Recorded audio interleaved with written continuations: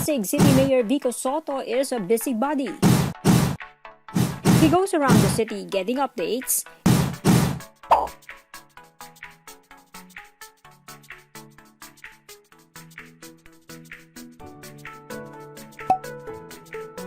and inspecting projects concerning the COVID-19 pandemic.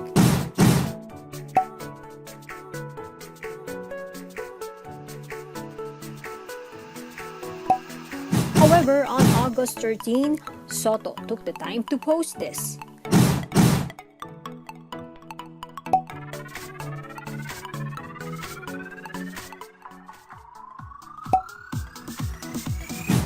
The Pasig mayor is a proud leftie.